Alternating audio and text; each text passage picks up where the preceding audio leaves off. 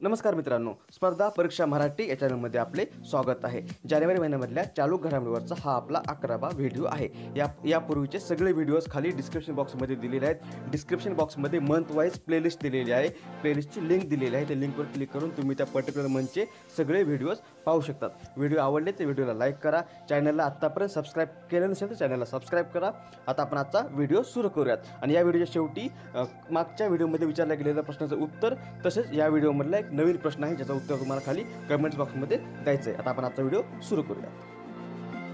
आजचा आपला पहिला प्रश्न आहे, 15वा प्रवासी भारतीय दिवस खालीलपैकी कोणत्या शहरात आयोजित करण्यात आला आहे? याचं उत्तर आहे पर्याय क्रमांक 3 वाराणसी. 15वा प्रवासी भारतीय दिवस हा 21 जानेवारी ते 23 जानेवारी या कालावधीमध्ये वाराणसी या शहरामध्ये आयोजित करण्यात आलेला आहे. हा जो दिवस आहे प्रवासी भारतीय दिवस, हा दिवस दरवर्षी साधारणतः 9 जानेवारी या दिवशी साजरा करण्यात येतो. 9 जानेवारी 1915 या दिवशी महात्मा गांधी दक्षिण आफ्रिकेवरून भारतामध्ये परत आले होते. या घटनेला अधोरेखित करण्याच्या उद्देशाने हा दिवस 9 जानेवारी हा दिवस प्रवासी भारतीय दिवस म्हणून साजरा करण्यात येतो. आणि याच दिवशी अनिवासी भारतीयांनी त्यांच्या क्षेत्रामध्ये केलेल्या उल्लेखनीय कार्याचा सन्मानही करण्यात येतो. दरवर्षी हा 9 जानेवारी या दिवशी साजरा करण्यात येतो, परंतु यावर्षी 2019मध्ये तो 21 ते 23 जानेवारी या कालावधीमध्ये साजरा करण्यात येत आहे. कारण अनिवासी भारतीयांना उत्तर प्रदेशमध्ये सध्या आयोजित केलेल्या कुंभमेळ्याला तसेच 26 जानेवारी रोजीच्या प्रजासत्ताक दिनाच्या परेडला उपस्थित राहता यावं या उद्देशाने हा दिवस म्हणजे प्रवासी भारतीय दिवस यावर्षी 21 ते 23 जानेवारी या कालावधीमध्ये वाराणसी या शहरामध्ये आयोजित करण्यात आलेला आहे.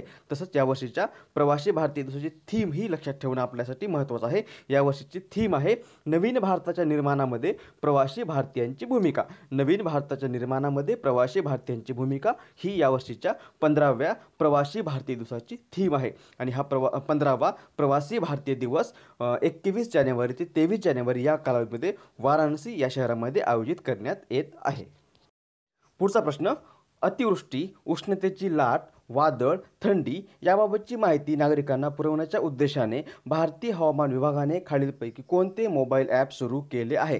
याचं उत्तर आहे पर्याय क्रमांक 2 दामिनी.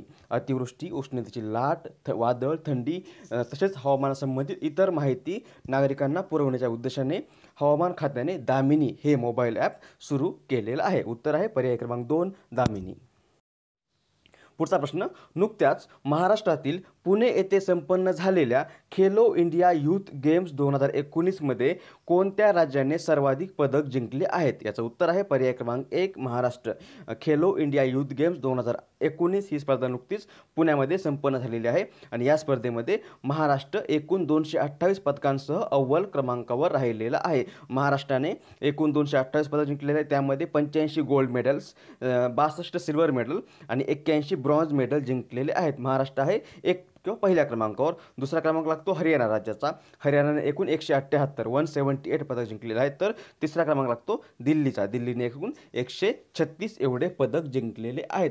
ही स्पर्धा नुकतीच पुण्यामध्ये 9 जानेवारी ते 20 जानेवारी 2019 या कालावधीमध्ये संपन्न झालेली आहे.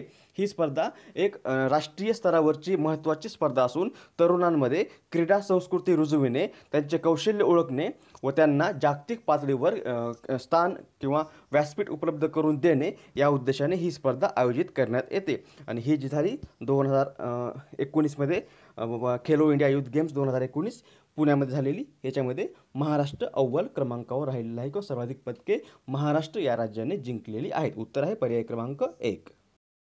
पुढचा प्रश्न, वयाची 40 ओलांडल्यानंतर प्रथम श्रेणी क्रिकेटमध्ये 2 द्विशतक झळकावणारा भारतातील तसेच आशियातील पहिला फलंदाज होण्याचा मान खालीलपैकी कोणाला मिळाला आहे? याचं उत्तर आहे पर्याय क्रमांक 3 वसीम जाफर. वसीम जाफर या फलंदाजाने नुकतंच रणजी करंडक स्पर्धेमध्ये उत्तराखंड विरुद्ध खेळताना उपांत्यपूर्व फेरीच्या सामन्यामध्ये 296 चेंडूमध्ये 206 धावा केलेल्या आहेत आणि वयाची 40 ओलांडल्यानंतर प्रथम श्रेणी क्रिकेटमध्ये 2 द्विशतक झळकावणारा तो भारतातील तसेच आशिया खंडातील पहिला फलंदाज ठरलेला आहे. उत्तर आहे पर्याय क्रमांक 3 वसीम जाफर. पुढचा प्रश्न, GST लागू केल्यानंतर राज्यांना सहन कराव्या लागणाऱ्या महसुली तुटीवर उपाययोजना सुचविण्यासाठी खालीलपैकी कोणाच्या अध्यक्षतेखाली समिती नेमण्यात आली आहे? याचं उत्तर आहे पर्याय क्रमांक 3 सुशील मोदी. बिहारचे उपमुख्यमंत्री व अर्थमंत्री सुशील मोदी यांच्या अध्यक्षतेखाली एक समिती नेमली आहे. एक 7 सदस्यीय समिती नेमली आहे.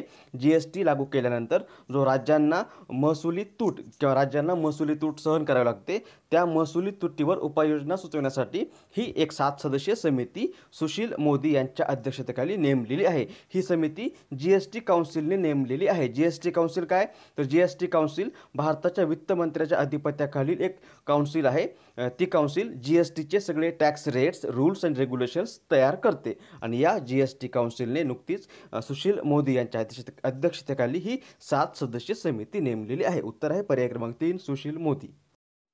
आता मागच्या व्हिडिओमध्ये विचारलेल्या प्रश्नाचं उत्तर पाहूयात. प्रश्न होता, महाराष्ट्र शासनाने 2019च्या पावसाळ्यात किती वृक्ष लागवडीचे उद्दिष्ट निश्चित केले आहे?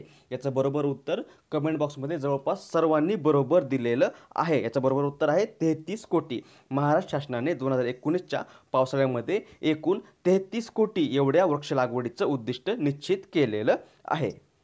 आता आपण आजच्या व्हिडिओचा प्रश्न पाहूयात. या प्रश्नाचं उत्तर तुम्हाला खाली कमेंट बॉक्समध्ये द्यायचं आहे. प्रश्न आहे, भारताची गगनयान मिशन ही योजना यशस्वी झाल्यानंतर भारत अंतराळात मानवाला पाठविणारा जगातील कितवा देश असेल? प्रश्न आहे, भारताची गगनयान मिशन ही योजना यशस्वी झाल्यानंतर भारत अंतराळात मानवाला पाठविणारा जगातील कितवा देश असेल?